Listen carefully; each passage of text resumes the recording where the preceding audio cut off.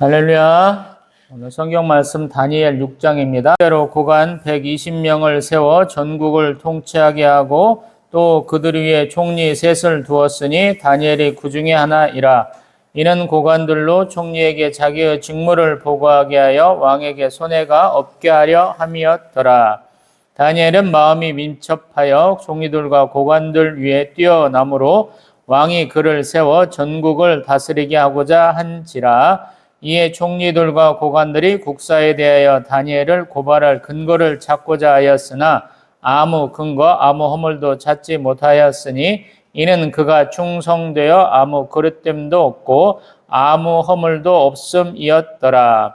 그들이 이르되 이 다니엘은 그 하나님의 율법에서 근거를 찾지 못하면 그를 고발할 수 없으리라 하고, 이에 총리들과 고관들이 모여 왕에게 나아가서 그에게 말하되 다리오 왕이여 만수무강하옵소서. 나라의 모든 총리와 지사와 총독과 법관과 관원이 의논하고 왕에게 한 법률을 세우며 한 금령을 정하실 것을 구하나이다. 왕이여 그것은 곧 이제부터 30일 동안에 누구든지 왕 외에 어떤 신에게나 사람에게 무엇을 구하면 사자굴에 던져 넣기로 한 것이니이다. 그런즉 왕이여 원하건대 금령을 세우시고 그 조서에 왕의 도장을 찍어 메대와 바사에 고치지 아니하는 규례를 따라 그것을 다시 고치지 못하게 하옵소서 하매, 이에 다리오 왕이 조서에 왕의 도장을 찍어 금령을 내니라. 다니엘이 이 조서에 왕의 도장이 찍힌 것을 알고도 자기 집에 돌아가서는 윗방에 올라가 예루살렘으로 향한 창문을 열고 전에 하던 대로 하루 3번씩 무릎을 꿇고 기도하며 그의 하나님께 감사하였더라. 그 무리들이 모여서 다니엘이 자기 하나님 앞에 기도하며 간구하는 것을 발견하고, 이에 그들이 나아가서 왕의 금령에 관하여 왕께 아뢰되 왕이여 왕이 이미 금령에 왕의 도장을 찍어서 이제부터 30일 동안에는 누구든지 왕 외에 어떤 신에게나 사람에게 구하면 사자굴에 던져 놓기로 하지 아니하였나이까 하니, 왕이 대답하여 이르되 이 일이 확실하니 메대와 바사의 고치지 못하는 규례니라 하는지라. 그들이 왕 앞에서 말하여 이르되 왕이여 사로잡혀 온 유다 자손 중에 다니엘이 왕과 왕의 도장이 찍힌 금령을 존중하지 아니하고 하루 3번씩 기도하나이다 하니, 왕이 이 말을 듣고 그로 말미암아 심히 근심하여 다니엘을 구원하려고 마음을 쓰며 그를 건져내려고 힘을 다하다가 해가 질 때에 이르렀더라. 그 무리들이 또 모여 왕에게로 나와서 왕께 말하되 왕이여 메대와 바사의 규례를 아시거니와 왕께서 세우신 금령과 법도는 고치지 못할 것이니이다 하니, 이에 왕이 명령하며 다니엘을 끌어다가 사자굴에 던져 넣는지라. 왕이 다니엘에게 이르되 내가 항상 섬기는 너희 하나님이 너를 구원하시리라 하니라. 이에 돌을 굴려다가 굴 어귀를 막음에 왕이 그의 도장과 귀족들의 도장으로 봉하였으니 이는 다니엘에 대한 조치를 고치지 못하게 하려 함이었더라. 왕이 궁에 돌아가서는 밤이 새도록 금식하고 그 앞에 오락을 그치고 잠자기를 마다하니라. 이튿날에 왕이 새벽에 일어나 급히 사자굴로 가서 다니엘이 든 굴에 가까이 이르러서 슬피 소리질러 다니엘에게 묻되 살아계시는 하나님의 종 다니엘아, 내가 항상 섬기는 내 하나님이 사자들에게서 능히 너를 구원하셨느냐 하니라. 다니엘이 왕에게 아뢰되 왕이여 원하건대 왕은 만수무강하옵소서. 나의 하나님이 이미 그의 천사를 보내어 사자들의 입을 봉하셨으므로 사자들이 나를 상해하지 못하여 싸우니 이는 나의 무죄함이 그 앞에 명백함이오며, 또 왕이여 나는 왕에게도 해를 끼치지 아니하였나이다 하니라. 왕이 심히 기뻐서 명하여 다니엘을 굴에서 올리라 하며 그들이 다니엘을 굴에서 올린즉 그의 몸이 조금 더 상하지 아니하였으니 이는 그가 자기 하나님을 믿음이었더라. 왕이 말하여 다니엘을 참수한 사람들을 끌어오게 하고 그들을 그들의 처자들과 함께 사자굴에 던져넣게 하였더니 그들이 굴 바닥에 닿기도 전에 사자들이 곧 그들을 움켜서 그 뼈까지도 부서뜨렸더라. 이에 다리오 왕이 온 땅에 있는 모든 백성과 나라들과 언어가 다른 모든 사람들에게 조서를 내려 이르되 원하건대 너희에게 큰 평강이 있을지어다. 내가 이제 조서를 내리노라. 내 나라 관할 아래에 있는 사람들은 다 다니엘의 하나님 앞에서 떨며 두려워할지니 그는 살아계시는 하나님이시요 영원히 변하지 않으실 이시며 그의 나라는 멸망하지 아니할 것이요 그의 권세는 무궁할 것이며 그는 구원도 하시며 건져내기도 하시며 하늘에서든지 땅에서든지 이적과 기사를 행하시는 이로서 다니엘을 구원하여 사자의 입에서 벗어나게 하셨음이라 하였더라. 이 다니엘이 다리오 왕의 시대와 바사 사람 고레스 왕의 시대에 형통하였더라. 아멘. 할렐루야. 다니엘은 1차 포로 때 잡혀온 사람이죠. 그래서 그때가 언제냐면 우리 대개 한 605년쯤 이렇게 될 거예요. 그러고 지금 다리오 왕이 지금 나라를 얻는 때쯤이 아마 우리 538년쯤 되는가 봐요. 그렇게 대충 계산하면 다니엘이 지금 한 90세쯤 됐다 이렇게 얘기하는 사람도 있어요. 이게 굉장히 오래 산 것이죠. 한 67년 정도 지났으니까 우리가 바벨론 포로 생활을 70년 동안 했다고 그러는데 정확히 계산하면 약 68년 정도 될 거예요. 유대 계산법으로 하면 시작하는 해부터 계산이 되기 때문에 뭐 거의 1년 차이가 안 나고 70년이 꼭 될 것 같아요. 그런데 그 시작점에 있던 다니엘이 끝점에도 다니엘이 있는 그런 결과를 나오거든요. 그러니까 하나님이 어떤 한 사람을 쓰셨는데 약 70년간을 쓰셨어 하는 사람은 다니엘이에요. 성경에서 가장 오래 사역하신 분 중에 하나예요. 정말로 대단한 분이에요, 이분은. 그리고 그가 젊었을 때 10대 때 모습이 지금 거의 노년의 모습에도 똑같이 나오는 거예요. 그래서 대단한 거죠. 세월이 지나가면서 잊혀져 가는 사람이 있어요. 근데 세월이 가면서 더 유명해지고 사람들의 신뢰를 얻는 사람이 있거든요. 다니엘이 대표적인 사람이에요. 예전에는 총리는 아니고 박수장 정도 꿈과 환상을 해석하는 역할로서의 다니엘이 했다면 이제 여기 나라가 바뀌면서 우리 왕이 바뀌면서 다리오 왕 때는 총리가 돼요. 물론 3명이나 있는 총리지만 그래도 그 지위가 상승하는 거예요. 사람들이 얼마나 시기 질투가 많겠어요. 나이가 먹으면 후배들을 위해서 자리를 양보하라는 소리가 자연스럽게 나와요. 우리 국회의원도 4선, 5선 넘어가면 벌써 그만해라 그러잖아요. 우리 같은 경우는 교단에서는 뭐 노의장은 한 번뿐이 못하고 총의장도 한 번뿐이 못하죠. 2번 연임이 이런 게 없어요. 왜 할 사람들이 꽉 찼으니까. 우리가 교의가 몇 개고 노의가 몇 개인데 한 사람이 뭐로 계속하냐고 그래서 다 없애버리잖아요. 마찬가지 여기도. 자기 나라의 사람이 자기가 노력한 만큼 자기 지위를 얻어야 되거든요. 소위 말해서 성취 지위에 해당하는 거예요. 자연스럽게 우리가 그냥 나면서부터 받는 지위가 아니고 성취한 감으로 자기의 보상으로 높은 지위를 얻어야 되거든요.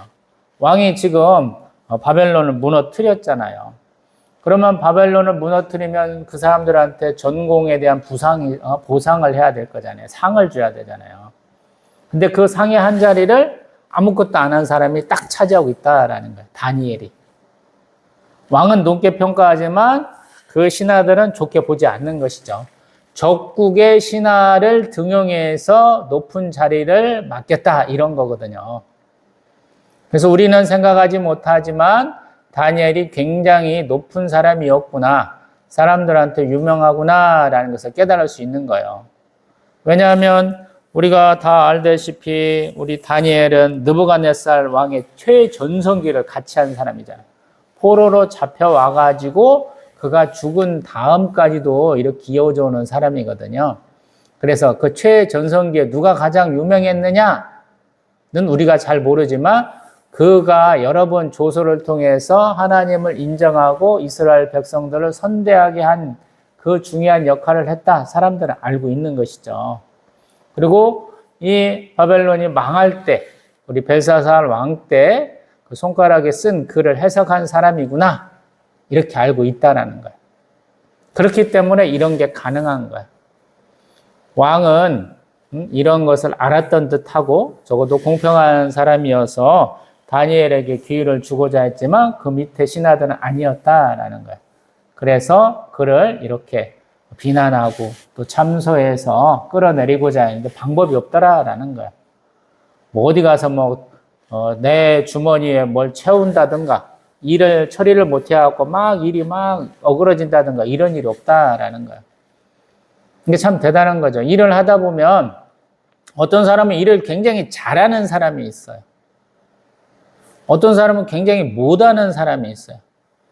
사실은 잘하는 것도 은사, 못하는 것도 은사일 수 있어요. 어떻게 쓰느냐에 따라서. 근데 다니엘은 그걸 참 잘했다 그래요. 옆에 사람들이 지켜보면 책 잡을 것이 없다 이렇게 얘기하는 것이거든요. 그래서 그 사람들은 무엇으로 다니엘을 이렇게 비난하고자 했냐면 그가 하나님 율법 잘 지키는가 보자 5절에 그렇게 얘기하고 있죠. 그래서 하나님 율법이 뭡니까? 다니엘이 스스로 지키고 있는 것은 뭐냐면 예루살렘 성전을 향해서 하루에 3번 기도하는 것이다 라고 그래요. 그게 아마 습관화되어 있었기 때문에 그 부분을 왕의 조서가 절대 기도하지 마. 30일 동안 왕이나 다른 다른 사람에게 왕 외에 다른 신이나 다른 사람에게 기도하면 안 돼 라고 이렇게 조서가 내려있는데도 불구하고 10절에 보면 다니엘은 항상 하는 대로 자기 집 윗방에 올라가 예루살렘으로 향한 창문을 열고 전에 하던 대로 하루 3번씩 무릎을 꿇고 기도하고 하나님께 감사하였다라는 거예요. 참 대단하죠. 우리가 이렇게 기도하는 사람들이 별로 없을 거예요. 근데 다니엘은 그게 습관화된 것 같아요. 어렸을 때부터. 그래서 항상 자기 고향 땅, 자기가 믿는 하나님의 임재의 장소인, 임재의 상징으로 쓰이는 예루살렘을 향해서 기도했다라는 거예요. 근데 그 모습을 들켰다라는 거예요. 사람들이 봤다라는 거예요. 안 들키려면 문을 닫고 하면 괜찮은데 문을 닫지 않고 했다라는 것이거든요. 이 당시 기도는 우리가 소리를 안 내는 무건 기도가 아니고 되게 통성 기도기 때문에 가까이 가면 아마 다 들었을 거예요. 문을 열어놨기 때문에. 그리고 이 메소포타미아에 있는 그 땅은 비가 많이 온다거나 나무가 많다거나 그런 것이 아니기 때문에 아마 잘 보이고 잘 들리는 환경이었기 때문에 당연히 다 이렇게 들켰을 거예요. 그래서 우리 신하들이 가서 왕 앞에 자꾸 따지는데 왕이 그걸 물리치려다가 어쩔 수 없이 왕조차도 자기가 이렇게 명령한 그 명령은 지켜야 됩니다. 우리 13절 같은 경우는 금령이라 그래요. 왕과 왕의 도장이 찍힌 금령을 존중해야 된다. 신하들이 자꾸 그렇게 얘기하니까 어쩔 수가 없는 거야. 법을 그렇게 만들어놔서 그래서 다니엘을 어떻게 하게 되냐면 굴 속에 넣는데 그 굴에는 사자가 있는 거죠. 그것도 어떤 사자냐면 굶주린 사자가 있는 거야. 그래서 잡혀 죽게 되는 것이죠. 그래서 이 당시 상황을 조금 우리가 이해하기가 어려워져요. 왜냐하면 지금 우리 이스라엘 땅부터 쭉 레바논, 시리아, 이라크, 이란 다 땅을 봐도 그 땅에 무슨 사자가 있어요? 라고 생각하기 쉽거든요. 근데 성경에는 사자 얘기 되게 많이 나와요. 우리는 모르는 사자가 살았던 것 같아요. 아프리카나 사자가 있지 무슨 저기 중근동 아시아에 무슨 사자가 살았어요? 그러는데 이 당시에는 사자가 살았나 봐요. 그래서 사자를 썼었구나. 그리고 사자는 힘의 상징으로 왕만이 이렇게 거릴 수 있는 또 하나님이 쓰시는 숫사자, 암사자 하나님이 많이 얘기하시죠. 선지서들을 통해서 그렇게 하셨던 것 같아요. 근데 다니엘을 굴 속에 넣고 또 봉해갖고 거기다가 도장까지 찍었는데 왕은 그 밤에 이제 날밤을 새면서 우리 기도하고 또 금식했다라고 얘기하잖아요. 18절에. 그래서 새벽같이 일어나서 굴에 가서 다니엘을 찾으니까 다니엘이 너무나도 멀쩡하게 하나님의 천사가 와가지고 사자를 딱 붙들어줘서 사자들의 입을 봉하셔가지고 22절에 내가 멀쩡합니다. 나는 무죄예요. 그래요. 그래서 왕이 얼마나 기쁘고 좋은지 우리 23절 심히 기뻐서 명하여 다니엘은 빨리 올리고 다니엘을 참소한 놈들은 싹 끌어와라. 그래서 가족까지도 딱 굴에다 넣었는데 그 사람들은 굴 바닥에 발이 닿기도 전에 사자가 벌써 뚝뚝 쳐가지고 다 이렇게 부서뜨렸다라고 얘기를 하는 거예요. 그러고 나서 25절부터는 조서를 내린다라는 거예요. 그래서 여호와 하나님의 존재를 인정하는 거예요. 그래서 우리 26절에 보면 그는 살아계시는 하나님이시다. 영원히 변하지도 않으시고 또 멸망하지도 않고 그의 권세는 무궁하다. 또 그는 구원도 하시고 또 건져내시기도 하시고 하늘에서든 땅에서든 이적과 기사를 행하셨다. 그래서 다니엘을 사자의 입에서 벗어나게 하셨다라고 선포한다라는 거예요. 참 대단하죠. 다니엘이 우리 느부갓네살의 꿈을 해석하고 환상을 해석해서 하나님이 계시구나. 하나님만이 이렇게 하실 수 있구나라고 인정을 했는데 바뀐 나라의 주인, 나라의 왕이 바뀌었는데 그 다리오 왕조차도 인정을 한다라는 거. 참 대단하죠.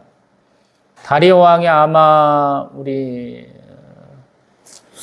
다니엘 선지자보다는 적어도 24, 5살 어릴 거예요. 여기도 뭐 환갑이 넘은 나이 62사라고 그러는데 이 당시 자기보다 훨씬 많이 먹은 형님의 그 권위와 그의 믿음을 인정하시는 거죠. 그래서 아마 그가 우리 바벨론 땅을 이렇게 점령할 수 있었는지도 모르겠어요. 자, 이만큼만 놓고 봅니다. 하나님은 대단하시죠. 우리는 내가 하나님께 쓰임받는 시기가 있을 거야 이런 생각들을 많이 하거든요. 근데 하나님이 어떤 사람을 쓰는 것은 사실은 나이에 제한이 없어요.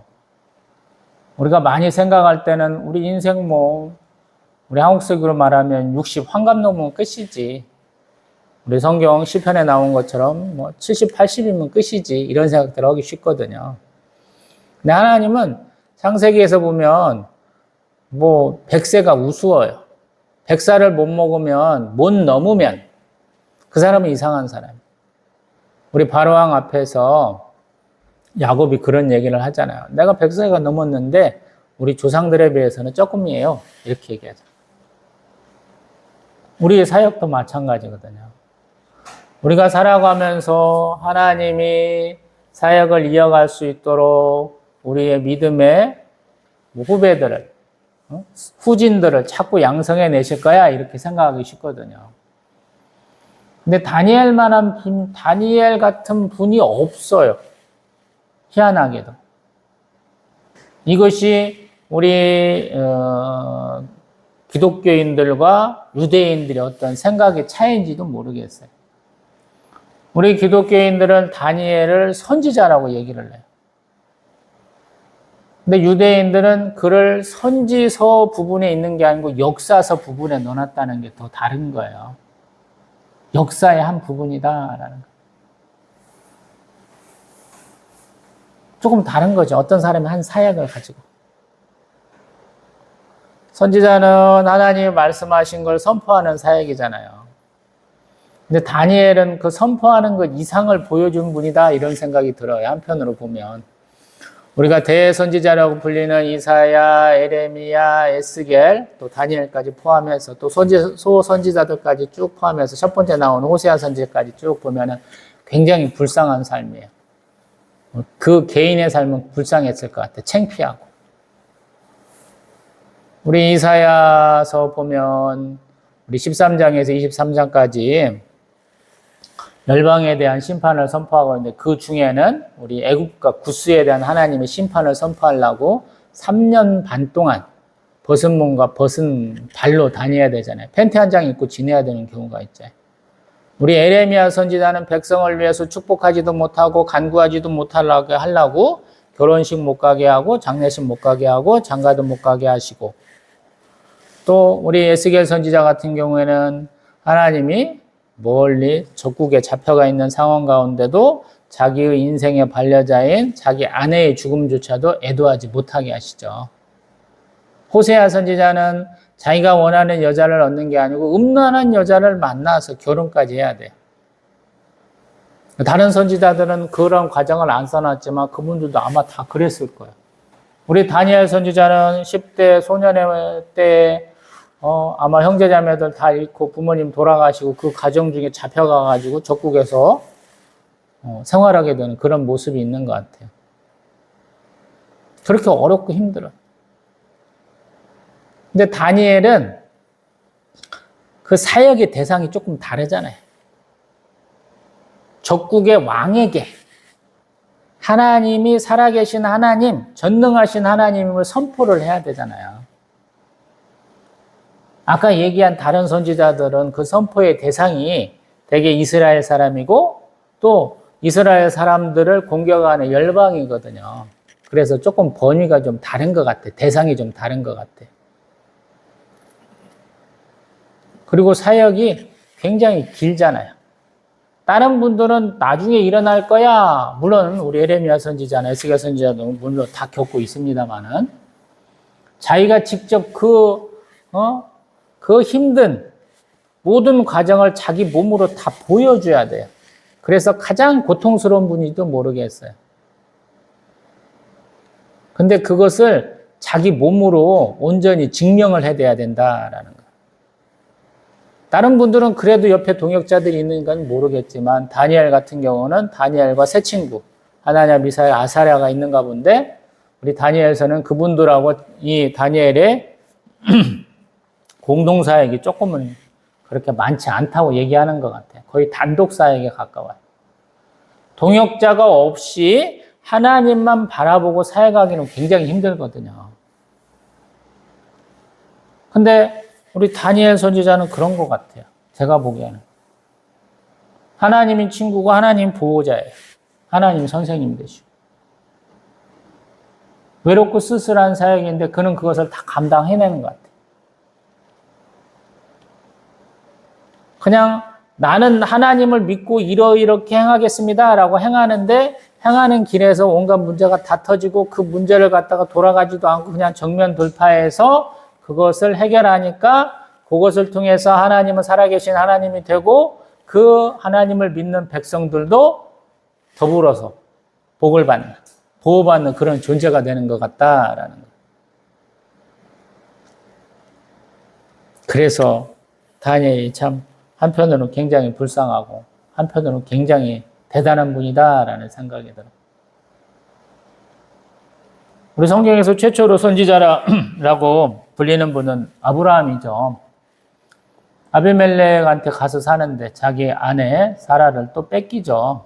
미리 뺏길 줄 알고 여동생이라 거짓말을 했고 그때 아비멜렉 집에 우리 출산이 금해졌죠. 그래서 이상하다라고 느끼고 같이 있는 모습을 보고 이렇게 화를 내면서 왜 그랬냐 그랬더니 하나님 말씀하시잖아요. 그가 선지자라고. 우리 아브라함의 삶도 우리가 알고 있잖아요. 75세 때 본격적인 그의 인생 후반기가 시작돼서 147세에 끝나죠. 그보다도 조금 더 길게 사역하시는 것 같아요. 사역 기간 자체는 다니엘 선지자는. 소위 말해서 맨 땅에서 헤딩하는 무에서 유를 창조하는 모습을 우리가 우리 아브라함의 삶 가운데 보게 되는데 다니엘도 마찬가지인 것 같아요. 이 이방인들에게 있어서 바벨론과 우리 메대에 있어서 가만히 보면 우리가 쳐서 이긴 그 나라의 백성이 믿는 신은 아무것도 아닌 거예요. 힘이 없는 신이에요. 그 하나님이 능력의 하나님이시면 능력 있는 신이라면 우리에게 적겠어? 맨날 이런 식이거든요. 히스기야 왕을 협박하던 그 바벨론 우리 또 아수르의 그런 사람들을 보세요. 얼마나 하나님을 조롱하는지 몰라요. 백성도 조롱하지만 하나님까지 조롱받으시거든요. 자기의 신들이 더 능력 있는 신이라. 근데 하나님은 전쟁이나 이런 것이 아니고 한 사람, 자기를 온전히 믿고자 했던 10대의 청년, 청소년을 써가지고 자신이 입증되게 하시는 거예요. 이게 참 놀랍잖아요. 그가 뭔가 뭐 학문이 좋다든가 집안이 좋다든가 뭔가 천재라든가 용맹스럽다든가 이런 게 아니라는 거예요. 어쩌다 보니 자기가 뽑혔고 물론 이제 잘생기거나 뭔가 특별한 재질이 있어서 자질이 보여서 뽑혔겠지만 그 와중에 나는 니들이 시키는 대로 안 하고 나 하나님이 나에게 복 주실 수 있도록 하나님을 믿는 마음으로 이 자세로 갈 거야 라고 그러잖아요. 우상의 제물로 바쳐졌던 고기 안 먹겠다 그러잖아요. 응? 그 제물로 된 뭐 포도주 이런 거 안 먹고 나 물하고 채소만 먹을 거예요 이러잖아요.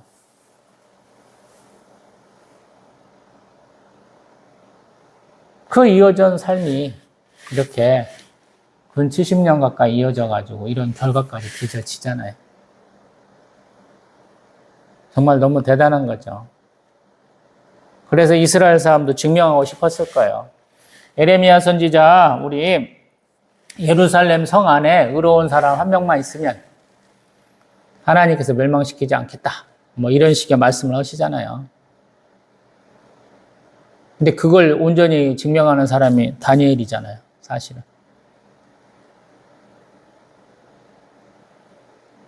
에레미야 선지자가 말한 70년을 해석해내는 사람이 다니엘 아니에요? 뒤에 가보면? 응? 대단하잖아, 이런 거.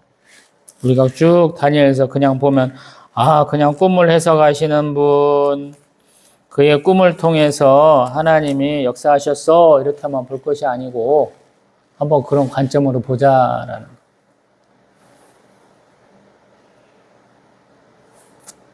그래서 이스라엘 백성은 그런 얘기를 많이 하는지도 모르겠어요. 왜 영웅들이 많았습니까? 이스라엘의 얘기는 어떤 한 사람의 위대한 인물을 통해서 하나님 영광 받으시고 그의 백성은 왜 이렇게 복을 받습니까? 이렇게 얘기할 수 있는 거거든요. 이스라엘만큼 주인공에 집중된 얘기를 하는 우린 그런 것이 또 드물다라고 저는 생각을 하거든요. 주변 사람들 얘기를 별로 안 해요. 성경은 대개. 유대인들 얘기라 그래요. 우리에게 많은 사람이 필요한 게 아니다. 하나님께 대한 열심, 믿음이 열성이 있는 사람이 한 명만 있으면 된다라고 그러시잖아요. 하나님 항상 그러잖아요. 60만 3,550명 대 모세를 같이 넣으면 모세를 하나님이 더 높이시잖아요. 이 백성 다 죽이고 너 하나만 있으면 돼 이러잖아요. 그런 믿음을 보여주는 게 다니엘이잖아요. 그래서 사람들이 인정하잖아요. 너는 그 나이 먹도록 그렇게 믿음을 잘 지켜왔구나. 할렐루야. 우리에게 오늘 그걸 말씀하시는 것 같아요. 너도 꿋꿋하게 세상이 뭘 하든지 세상이 너를 높이든지 낮추든지 너는 너의 일을 해라. 아멘. 그것이 기도 생활이고 신앙 생활이에요. 다니엘은 어떤 회당이 있지도 않고 그에게 뭔가 말씀을 잘 이렇게 선포할 분들이 없었겠지만 스스로 노력해가지고 스스로 기도도 하고 스스로 말씀도 많이 암송하고 익혔을 거라라는 생각이 들거든요. 그래서 자연스럽게 몸에 밴 거예요, 이게. 우리가 신앙생활 잘할 수 있는 비결이 뭡니까? 예배를 잘 드릴 수 있는 비결이 뭡니까? 그러면 저는 습관을 잘 들여라 그래요. 평상시 기도 열심히 하시고 또 예배도 습관이다라는 거. 다니엘은 준비가 돼 있잖아요. 제가 웃으면서 그러잖아요. 제가 산보할 때 보면 비 오는 날도 걷고 눈 오는 날도 걷는다고. 태풍 불어도 걷는지도 몰라요. 그분들은 안 그러면 몸이 못 견뎌하거든요. 그게 각인돼 있어요. 가끔씩 보면 제가 웃잖아요. 영하 10몇 도 되는데 제가 가서 눈길을 이렇게 걷고 있는데 저쪽에서 보면 어쩌다 한 사람, 평상시 걷던 사람 한 명씩 보거든요. 똑같은 거예요, 그 사람도. 신앙생활도 마찬가지. 태풍 온다고 새벽 예배 빼먹겠다 이런 분들 없어요. 새벽 예배 드리는 분은 태풍이 불던 뭐 영하 10몇 강추위가 오든 똑같거든요. 가야 돼요. 그게 습관이라고 그래요. 다니엘도 마찬가지. 좋은 습관을 들였잖아요. 하나님께 기도하고 감사하고 경배와 찬송을 올려줄 수 있는 좋은 기회다라고 생각하잖아요. 저는 항상 예배는 의무이자 권리다 그러잖아요. 왜 권리를 포기해요? 하나님 만날 수 있는 권리잖아요. 아무나 만날 수 있는 건 아니거든요. 하나님이 그의 모든 행위를 다 보고 계셨다라는 거예요. 사람들이 볼 때는, 주변 신하들이 볼 때는, 다니엘의 최고 약점이 그가 율법을 잘 지키는 거야. 그랬는데 반대로 하나님 보시기에는 다니엘을 사랑할 수밖에 없는 그 이유가 되잖아요. 우리 약할 때 강하면 된다 이런 표현 많이 하잖아요. 지금 다니엘이 그런 거예요. 네 놈이 외통수에 걸렸구나. 문까지 열어놓고 평상시 하던 대로 하루에 3번이나 기도해. 잘 됐네. 우리가 손도 댈 필요 없이 비참하게 죽여주마. 사자가 너 다 뜯어먹어가지고 뼈 조각 하나 못 남기게 해줄게. 웬걸? 하나님이 천사를 보내시잖아요. 느부갓네살왕의 그 금상 앞에, 근신상 앞에 절하지 않았다. 하나냐, 미사엘, 아사랴만큼의 그 믿음을 하나님 보시잖아요. 다니엘도 그런 믿음이 있다 보여주는 거예요. 사자가 털끝도 못 거틀리잖아요. 얼마나 감사해요. 우리도 마찬가지거든요. 내가 신앙생활 잘할 때, 내가 하나님 앞에 열심을 낼 때 다른 사람들은 우습게 알고 깔보지만 하나님은 결정적일 때 보여주셔요. 교회 다닌다고 사회생활 잘 못한다고 어떤 사람들은 우습게 알잖아요. 술 한잔도 못한다. 담배도 안 핀다. 운전하면서도 신호 다 지켜야 된다. 별의별 얘기들 많이 하거든요. 뇌물 주면 안 된다. 편법 쓰면 안 된다.